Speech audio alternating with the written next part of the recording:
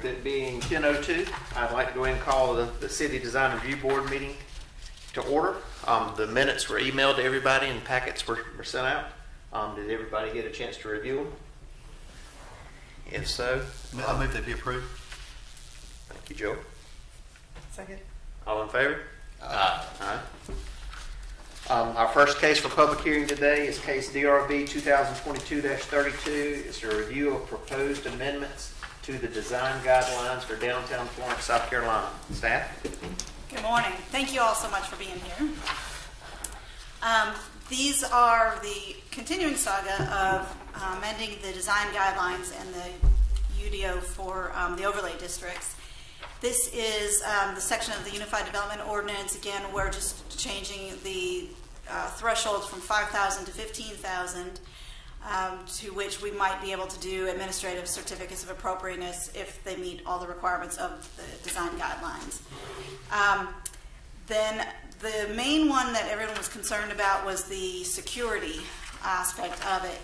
And in the architectural design principles of Chapter 1 in the guidelines, there's a sentence talking about safety on commercial buildings, and the recommendation of the board was to remove this last sentence, that consideration of safety must be taken into account, but whenever possible, the use of open security grates or grills or special thick glass rather than roll down solid metal shutters is recommended in order to make the street attractive even when stores are closed.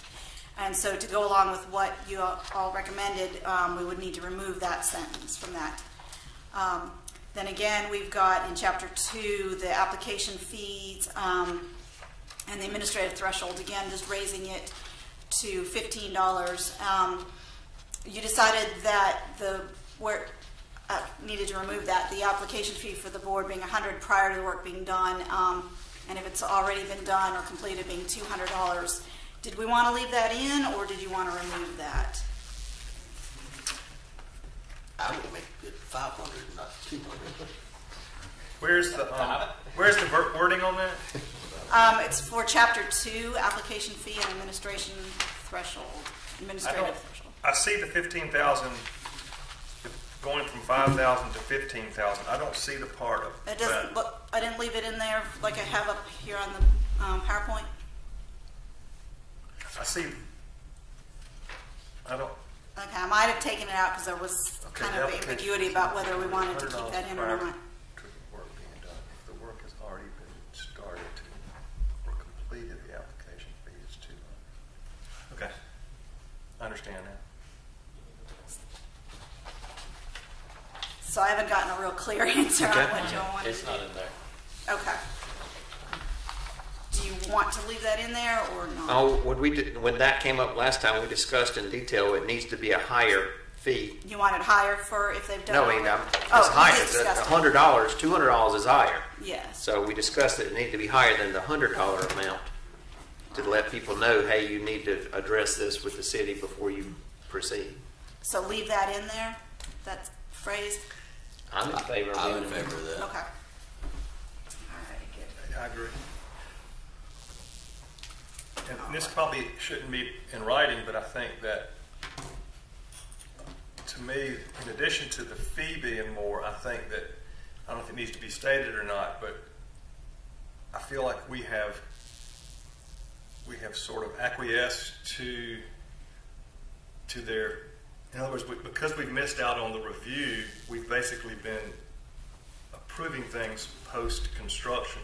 I think, to me, the strength is not necessarily in the $100. The strength is, listen, you went on your own, and we have the right to reject what you've done, and you have to. That doesn't give you the approval to do what you've done. I think that we need to maybe have a little more backbone as far as saying, listen, I'm sorry that you put the vinyl siding up, but we're not going to approve the vinyl siding. So I think that they also have to understand that they are moving forward at their own risk. And I don't know if you need to put that in there, but to me that is where the goodie is on this thing, is that we still need to have control over what gets done, even if it's already been done. Yeah. Does that make sense? I agree, Scott.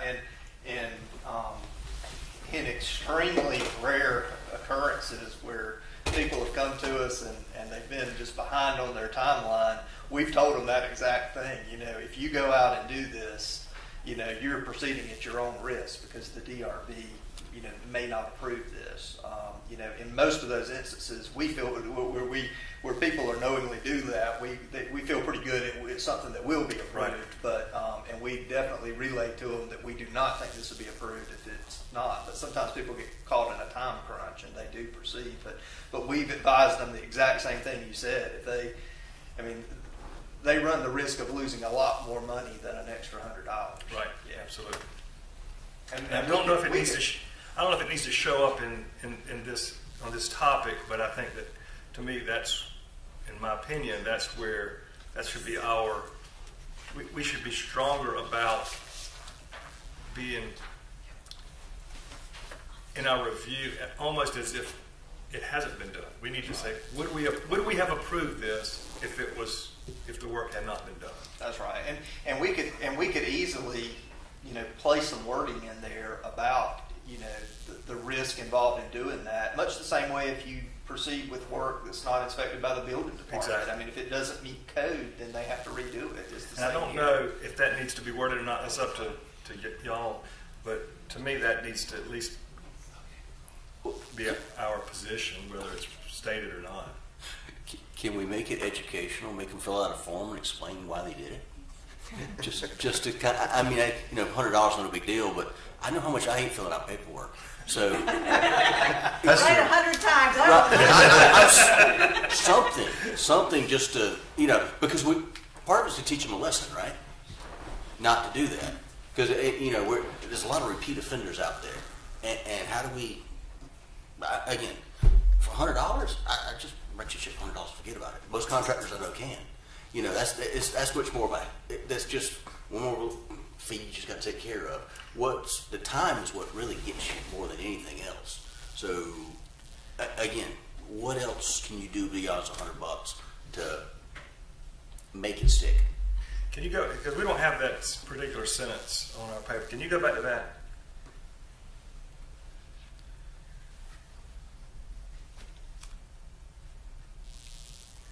It's almost like maybe after that $200, there could be a statement that said that You have to go to still the subject to board. review and work could possibly be need to be, you know. Subject to change. Denied or corrected. Yeah, Yeah. correct. Yeah.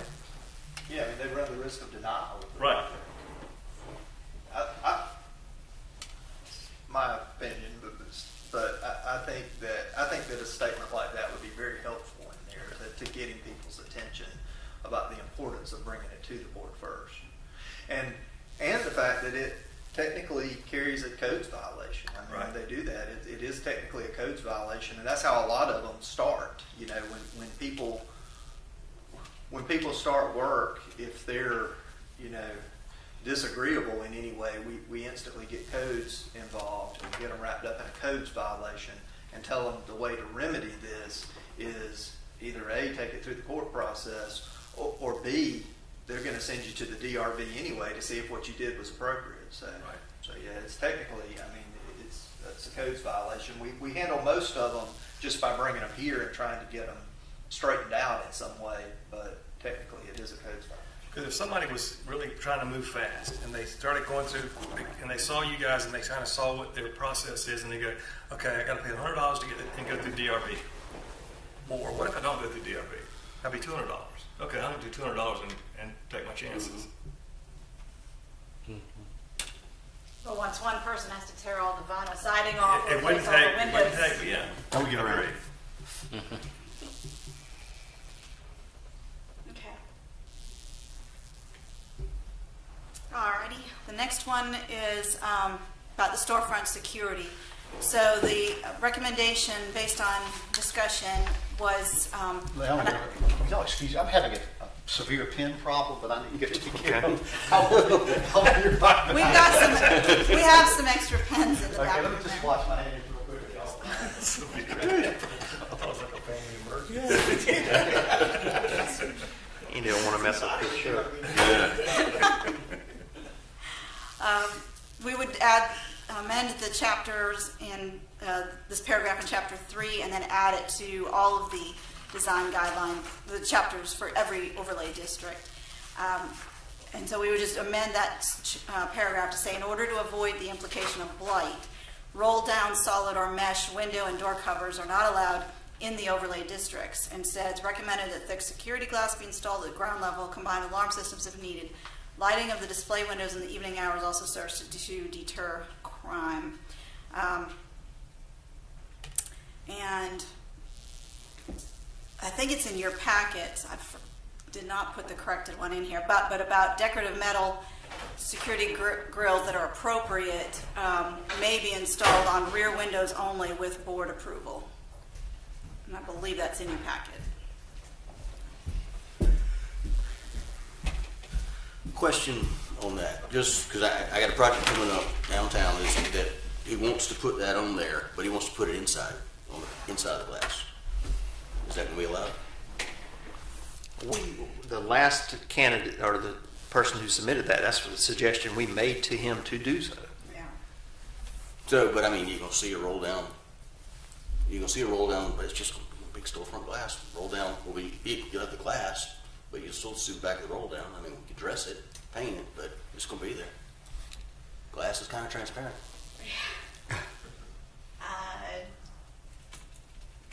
I think that goes under that intent of not having.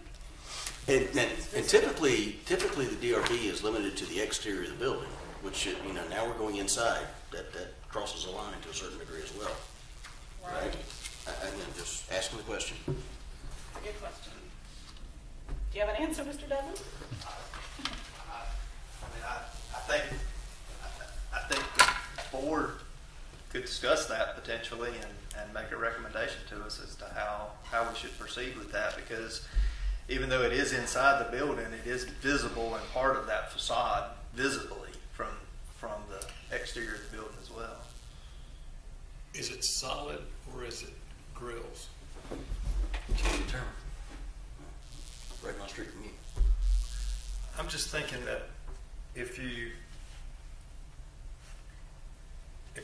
a business is closed and they put blinds down, whether it's security or not, if they put blinds down on the inside of their building, you really can't tell whether that's just a blind or a screen or a shade or security or whatever. So to me, it would, if someone at the end of the day shut some screens down, not security, but shut, you wouldn't feel like it was blight, right? So whether that's a security shade or just a shade, to me, it's still visually, it's a very similar visual impact. On the outside, I think that's where it's really making a statement. I wouldn't be nearly as concerned about what happens on the inside, because again, they could drop down solid window shades and it would completely obscure the inside of the building, whether that's fabric or metal or, I don't know, just to me, I don't. As long as it's not I mean, it bright doesn't look orange. like a chain link, Yeah, something yeah, or yeah. other. I mean, we have the roll down shades on our window.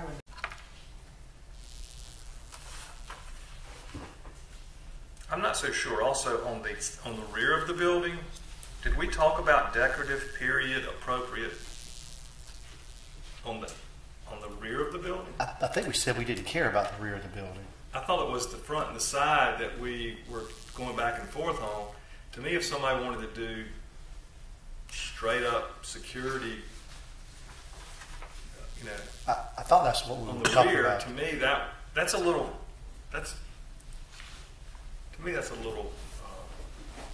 punitive. Could we just remove the word decorative? Sure. And period.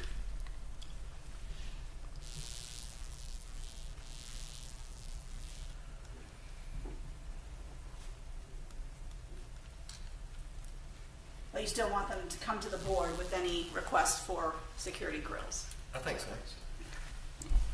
Yeah, because Those are going to be few and far between. Anyway. some people's I don't think rear it's a is visible from another angle, so I mean, that could be an issue. problem. I mean, your regular businesses aren't likely to have it. It's your jewelry stores and liquor stores and those kind of businesses that really don't have it. All right. And we're still working on the sign, amendments to the sign ordinance, and we will bring that to you once we get that hammered out. So, did you want to vote then on those changes, the fee, the threshold change, the fee change, and the security amendment? I'm good with voting on all. Question: does on number 2, does on the application fees and the approvals? So any project less than 15,000 that it would requires approval can have, is below 15,000, you guys can approve administratively. If it meets the If it meets design it, guidelines, yes, yes, sir. we did Okay. administratively, yes. Okay. So does vinyl windows fall into that? No, it still specifically says vinyl windows, vinyl siding has to be approved by the board. I would like to propose we allow vinyl windows and to be allowed without having, I mean, the windows need to match existing and be appropriate, but nobody does wood windows right now, or unless it's a really high-end house. And every time someone wants to change out a window, they have to come before the board. I mean, vinyl windows are nice. I think it's more about the like for like the, Yeah. the But you- 6/1 kind of. But you guys can approve that in-house, or administratively.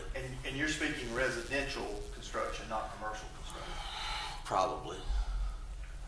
I mean, because there's tons of people changing windows in Denver Park, and every time they want to come change a window, they got to come to the DRB. That's a little extreme. I agree. I think when this was done, vinyl windows had a different stigma and they were different reputation. But like Mike says, nobody's putting wood on the outside of their houses. Everything is composite, cementitious, vinyl, clad, all these kinds of things.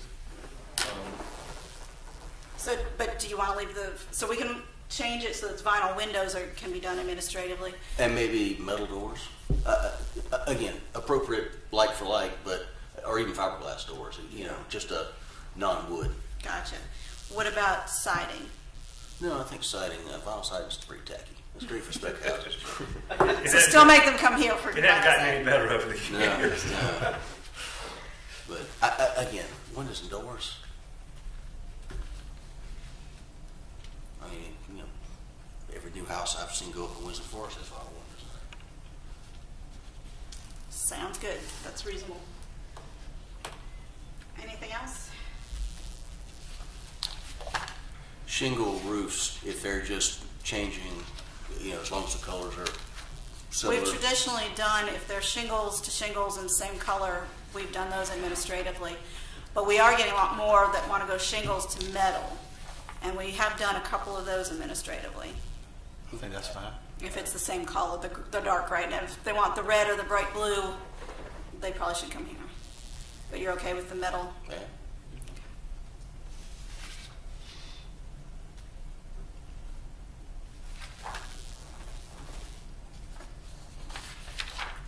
That will help a lot, actually.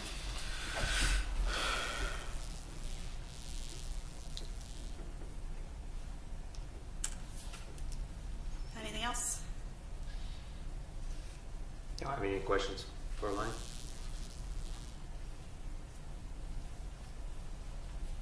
Okay, do we need to vote on the changes? Yes. Okay. Anybody like a motion, to make a motion?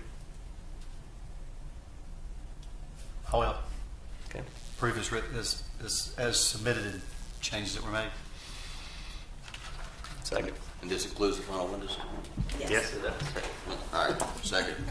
Mike's final one is seconded. All in favor? Aye. Motion carries.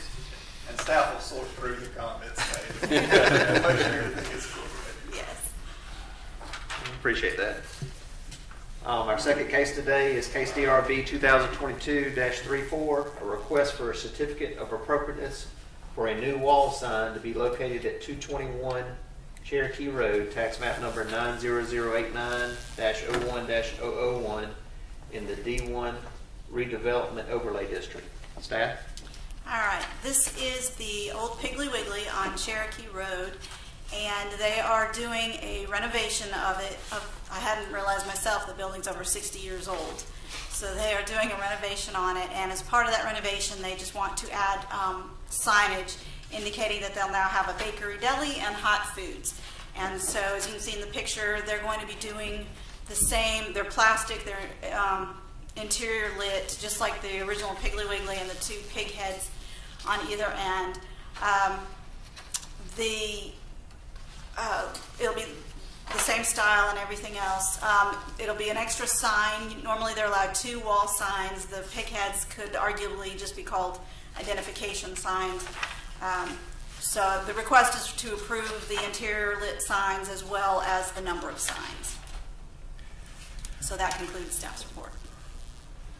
Now, are they changing all the signs or just They're adding those two? those two. Okay, and that's going to match exactly what's up there. Exactly, yes, Okay. sir. Mr. Chairman, Woody Nelson is my cousin by marriage, and I do own the adjacent property. I just Okay. want to let that be known.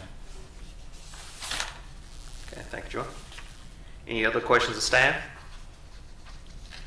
Anyone here to speak on this matter? We'd like to go ahead and close the hearing, and we'll put it up for debate or a recommendation or motion.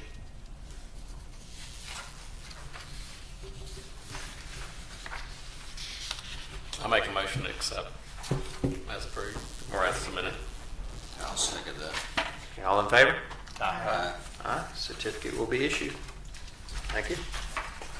Our third case today is case DRB 2022-35, a request for a certificate of appropriateness for a new monument sign to be located at 125 East Chevis Street, tax map number 90169-01-013 in the H1 Historic Overlay District. Staff? Thank you. This is for a monument sign to be located at the PD Mental Health Building. It's located on East Evans Street, or in the block of East Evans, East Chevis, Baruti, and Dargan. So it's kind of tucked back behind, next to the I think it's the DHEC building. And it is zoned Central Business District. This is what it's going to look like. It actually does meet all the requirements of the design guidelines. It's a brick base. The letters are going to be pin letters sticking out, so they'll have some dimensionality, and the colors are matching with the building, the colors of the brick, and it'll be located just in front of the building, just as a wayfinding sign for them. So that's, and it falls under the size and height and location requirements for the district as well. So it meets all the requirements. So that concludes staff's report. Anyone have any questions of staff? Okay, anyone here to speak on this matter? We'll go ahead and close the hearing. Anyone have any motions or discussion? Kids might want to speak. Huh? Just representing Female Health Center, I'm Teresa Wilson, the Chief of Staff, here to answer any questions you have about the building sign. We simply realized during COVID, we had a lot of visitors coming to our mental health center that were in fact looking for DHEC. DHEC's sign is not as visible to the public, so we were confused with them quite often during that period of time, and we're simply trying to make it more easily identifiable for the public. Okay, thank you. Anyone have any questions? Okay. Appreciate you letting me know that. Somebody raise their hand. I'll let you know, Mr. Chairman. Okay. We'll go ahead and close the hearing. Open it up for a motion or debate. May we approve it as submitted? Okay, we got one motion to approve it. Second. Have a second. All in favor? Aye. Certificate will be issued. Thank you. Our next case today is case DRB 2022-36, a request for a certificate of appropriateness for a new single-family house to be located at 323 South McQueen Street, tax map number 90074-11-012, located in the D4 Timrod Overlay District. Staff? All right, thank you. Good morning, everybody. So the applicant is proposing a 1,152 square foot, 3-bedroom, 2-bath, single-family home on this corner lot, South McQueen and West Pine Street. Previously, there was a home that was demolished in 2019.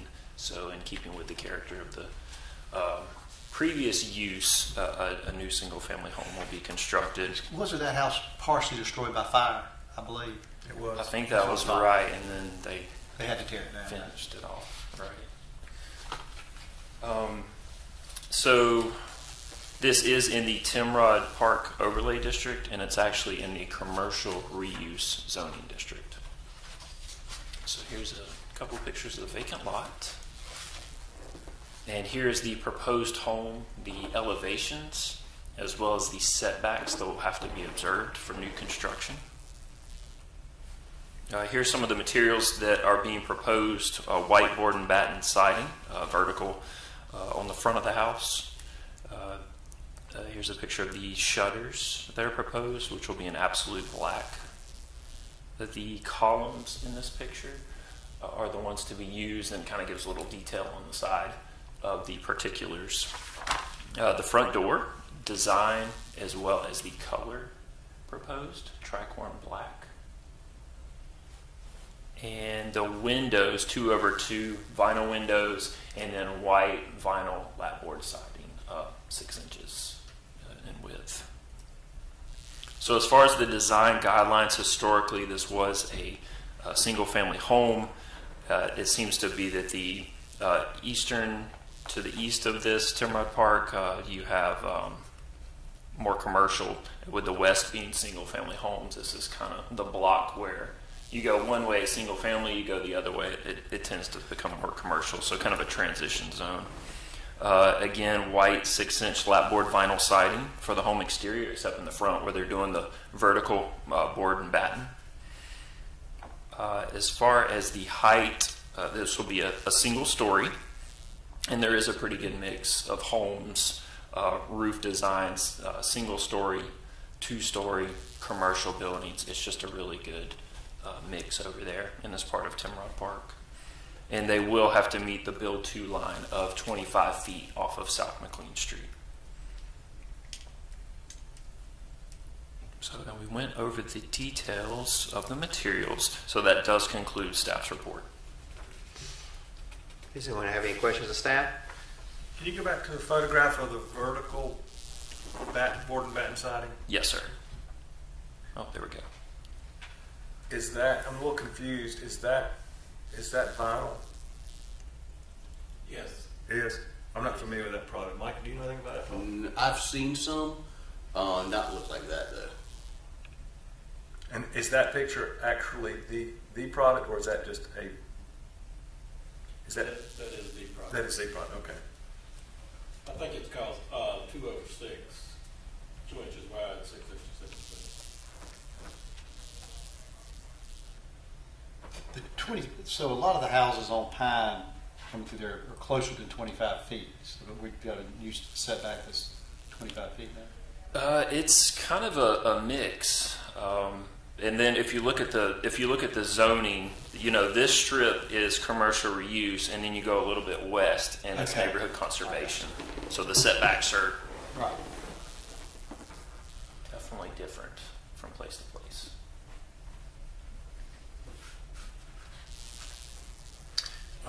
I know we just talked about it. Are there a lot of houses in this neighborhood with vinyl siding?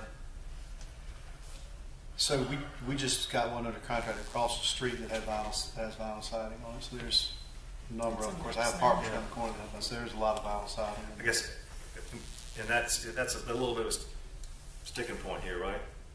Isn't it? We've been trying to get away from it. Right. So I guess, and is it specifically? It's not specifically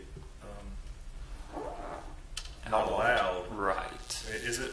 But it has to be approved. It just requires board approval. Can we read that? Can we read that passage of the design guidelines? Design guidelines. Let me pull it up on my phone. I'm sorry. Wouldn't that be in the report? Oh, do I have it in the report? Wow, I did a good job, y'all. All right, we'll see.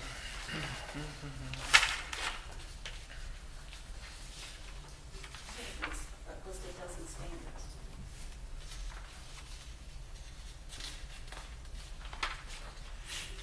Let's see.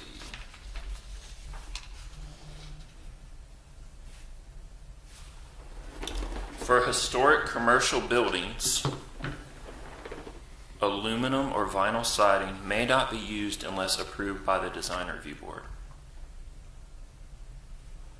Is that commercial? That's what we pulled from the design guidelines. Is there any indication about residential at all? Yeah, the Timrod Park guidelines and much of this area is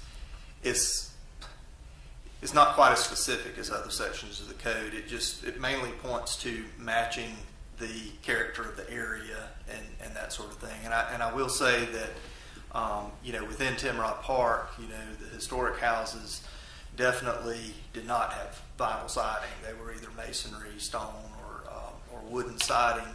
But over the years, as these products, especially the wood products, deteriorated, or there's some asbestos-sided housing as well in the neighborhood, that many of them have been wrapped with vinyl product, although I still think that's not the predominant material within the neighborhood.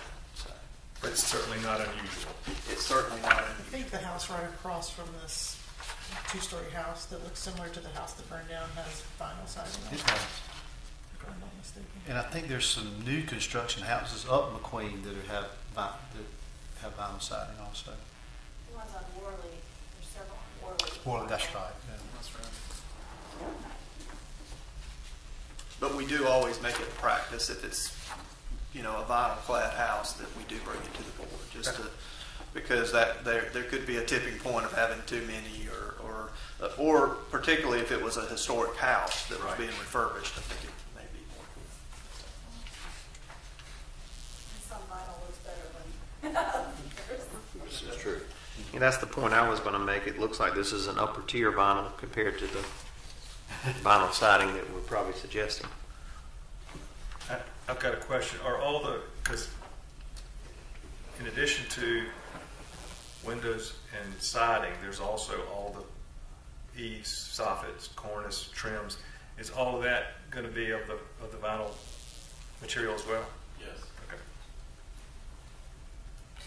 Is there a different standard for taking a historic home and putting vinyl over it rather than having a brand new home?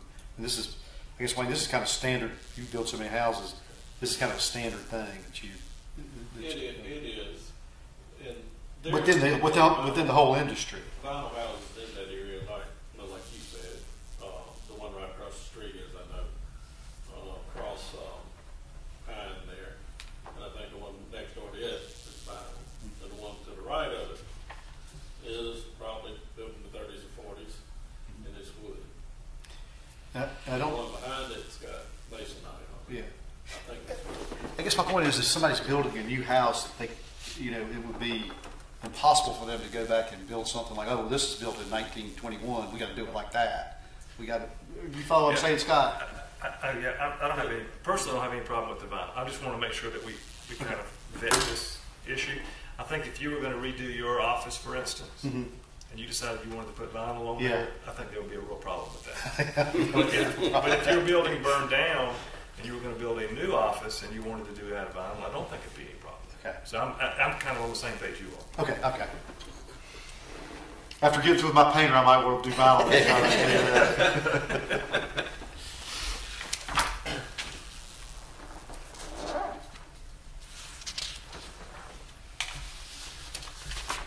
Anyone have any other questions of staff? Anyone here to speak on the matter? Nothing but me. Appreciate you being here, Mr. Tucker. Thank you. We'll go ahead and close the public hearing and open it up for discussion or a motion. Move we approve as submitted. Second. All in favor? Aye. Certificate will be issued. Thank you, Wayne. Wayne. You too. You too, sir. Our final case today is case DRB 2022-37, a request for a certificate of appropriateness for a facade modification to the building located at 130.5 South Irby Street, tax map number 90168-02-030, located in the H1 Historic Overlay District. Staff? All right, thank you very much. So Coastal Health has recently moved their business. They are a home health agency. So they moved to this location. They share with King Hefe is in the front, and they are in the rear of the building. And they're proposing in the Historic Overlay District and the Central Business District a new awning. So they would like to remove the existing wooden portico pictured here and put in an awning that's 10 feet 8 inches by 5 feet by 3 feet. You can also see in this picture that they've already installed a flat metal sign, which is also up for discussion today and approval. So here is the fabric awning. They chose the style M, and this color, and this kind of details what it will look like. They're not proposing any writing, but this is a good example of the style they have chosen in the Pacific blue color. The design guidelines do encourage awnings. This section specifically for signage, but they do encourage awnings to make the street front pop, add a little color to the character of downtown. And the color would obviously need to be approved by the board. Here's the sign that has already been installed. It is just a flat metal sign. It's about 46 inches by 32 inches. And we did discover it when we were going out to take pictures of the front of the building. And the design guidelines for business signage, metal is an approved material, but historically we have asked for dimensionality in signage, and any signage up to $5,000. The planning director can approve administratively, but this being a flat sign without dimensionality, we have chosen to bring it to the design review board, and it has been installed without approval. So that does conclude staff's report. Does anyone have any questions of staff? So this sign is on the back side of the building, and they're doing the awning on the front of the building next to King Hefe. They're on the back side of King Hefe. Okay. So where that portico was, that's actually the back of the building. Right. It fronts the parking lot behind. Let me see if I can get the aerial photo up. Well, I guess you can kind of see there. Yeah, it's just. But the front of the building is on Irby. Is that right, or is this?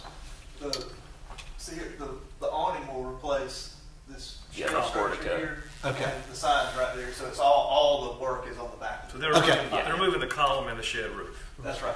Okay. All right. Okay. I'm sorry. I just thought that. Okay. It's almost in front of exiting the parking deck. Yeah. That's right. exactly right. Yeah. Yeah. Parking deck,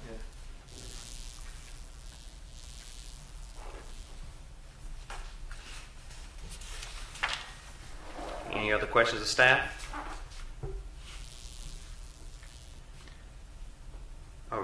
Was there anything unusual about the dimensions on the sign? No, it would meet our standards for Okay. the Unified Development Ordinance. The only thing was just it being a flat sign. We wanted to get DRB approval. Okay. Hearing no questions, we'll go ahead and close the public hearing and open it up for debate or a motion. So we had to approve the color blue as well? Yes, sir. Okay. The color of the awning, Pacific blue. I think the awning looked good. Definitely approved whoever was there. So I mean, the the lean-to like it was put there in 1980 or something like that. It's historical about it. Make a motion we approve as submitted. Second. All in favor? Motion carries. Anything else from staff? I think we're good. Thank y'all for meeting so early. Yeah, I appreciate everybody making the time to do an adjustment. I wonder about the sign when somebody applies for a business license in the overlay. Shouldn't we have some mechanism where we say, hey, if you're going to do a sign, you need to do this, so people know. I mean, they apply for a license, and that thing you say, hey, but if you're doing signage, we need to look at it beforehand, just to. Yeah, and we do, absolutely. Our staff is very accustomed, and we do catch a lot that way. I'm not sure about the particulars of this one. Some people think of business licenses as a afterthought as well, right, so we don't catch them. I don't know how this one came in, but we often do have that conversation with folks, and it does throw up a red flag, and staff does know to do that. So yeah, we do try to do that. Yes. Okay. And we have some catches in our permitting software that kind of throws up a reminder to, hey, this is in the design. So we need to let this is in the overlay district. We need to have that conversation with them. Okay. So the second thing, I wonder, I don't know if it's in our bylaws or whatever, but we discuss our business first, the design review board business first, and then we talk to the public.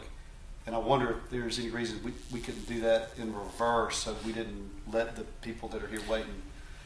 And I don't know, we can or can't do that. We could. We typically take them in the order of the agenda items. So it just had since it was a carryover from last month, it had the lowest numbers. So that dictated the order. But there's no, I don't know that there's anything in the bylaws that addresses that either, but it definitely makes sense. If we can move to that, I hate to wait and have to sit here through all that. Just a suggestion. No, I think we could just handle that on the staff level and adjust that. Sorry about that, AJ. That's not a problem, Jordan. Well, that is a public hearing too, so discussion on the guidelines. Yeah, no, but I just hate for them to wait around. I know if I was trying to just hate for them to wait around, but you're right. And our next meeting is scheduled for November 9th, the day after a very important day for Joy. If I can just not have a leaky pen that day, I'll be fine, right? That's the first time that's probably happened, right? I think so, yeah. I appreciate everybody meeting at a special time today, and I hope everybody has a safe week. Thanks, guys. Thank y'all so much. Thank you. Sure. Hey, Elaine, this was